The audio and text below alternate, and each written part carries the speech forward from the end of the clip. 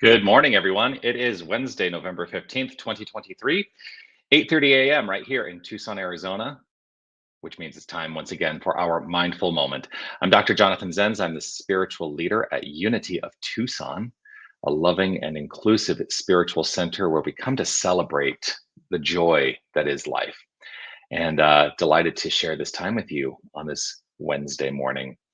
And the mindful moment happens every single weekday at 8:30 Monday through Friday, every weekday, 8:30 a.m. right here, Facebook, YouTube, on our website, wherever you're watching from.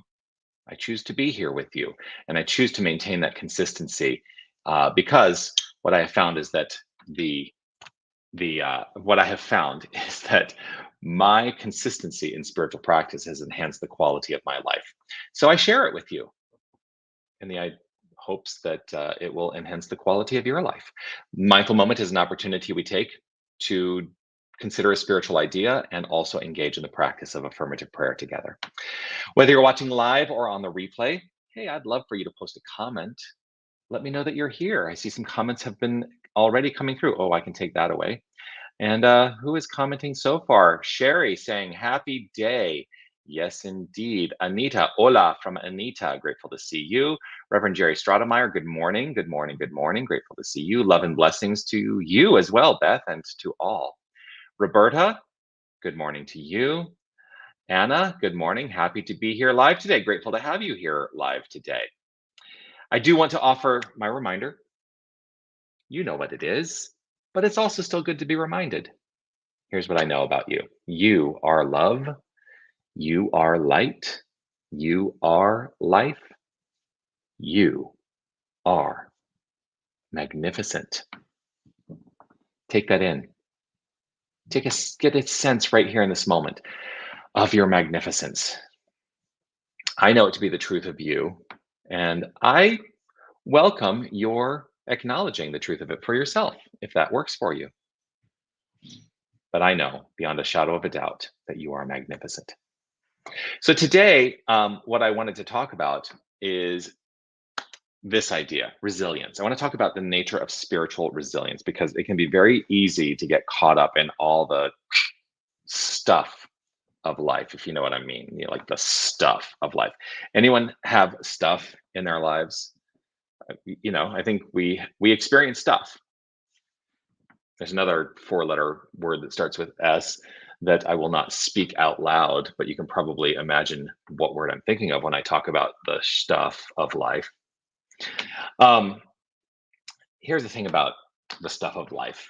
We are greater than any of the stuff in our lives. And spiritual resilience is an opportunity for us to, it is an invitation for us to maintain that sense of inner spiritual strength in the face of any of life's perceived challenges or adversities. And the thing is, I always talk about those things as being perceptions, right? Because we're the ones who are making the definition around what the circumstances of our lives mean. So, spiritual resilience is an opportunity to maintain that sense of inner strength and purpose. And and we can tie it up into religious beliefs or practices, but here's the thing, it actually is much broader than that. We hold firm in our faith here at Unity of Tucson, at least this is what we teach, that any path is the right path. So whatever your sense of spiritual resilience is right for you. So, how do you choose to be spiritually resilient today? That's the question I ask. I ask it of myself. I look in the mirror and I say, how do you choose to be spiritually resilient today? It's a good question. Now, there are many ways of addressing spiritual resilience. You can look at, what is our belief system, and we teach tenets here at Unity of Tucson. But I say every single week that it is our beliefs that are creating our experience. And so, I'm not here to tell you what to believe. You get to decide what it is you believe. But your beliefs and your values can provide a framework for understanding the world in a resilient way. What also, one of the reason that many people come to a spiritual practice or a spiritual sensibility is because they're looking for meaning in their lives. They're looking for purpose. And that sense of meaning and purpose can also lead to a strong sense of resilience. But you know what my favorite is? My favorite way of engaging in spiritual resilience, connecting with others. the opportunity to be in conversation, the opportunity to be in communion and community. That for me, that sense that sense of being with magnificent beings of light who are on this journey and recognize that they're on this journey together. Well, that has actually enhanced the quality of my life quite a bit. So for me, spiritual resilience in many ways is rooted right into absolute community. Absolute community. So, in what manner might you explore spiritual resilience today? I want to just acknowledge that Sherry has posted. This is a perfectly conversation as always.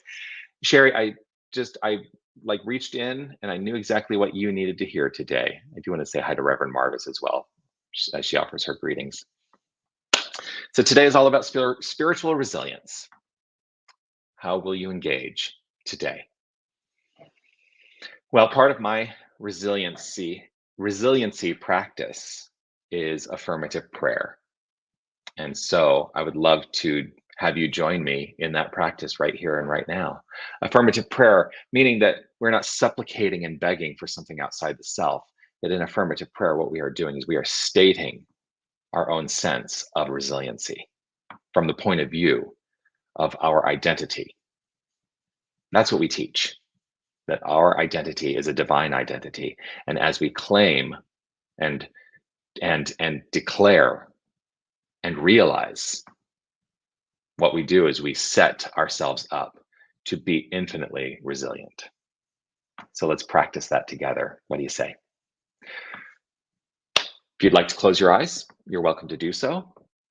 It is not a requirement, but I choose to close my eyes in the practice of prayer, as it allows me to turn that attention to the inner life, that inner life where there is nothing but infinite resiliency. I relax into this moment and I release any considerations of the past or the future and choose to be fully present and invite us all to do the same.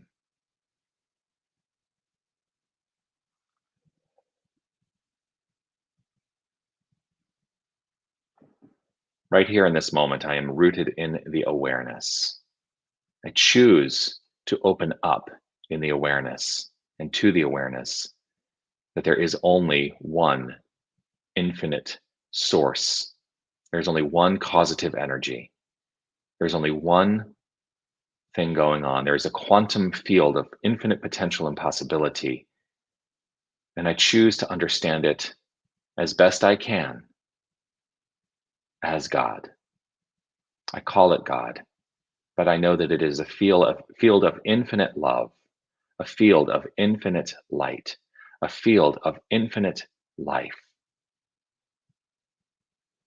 And it is beyond the limited ideas of love, light, and life that may be harboring in my mind. I know that it is so much more than that. And so I welcome an expansion into a greater realization of this infinite wholeness. But I recognize the infinite wholeness is. The infinite wholeness is. And there is nothing separate from it. All that is, everything seen, everything unseen, all circumstance, all experience, all form, all matter, all of it, 100% of it is the construct and the outflow of this infinite nature.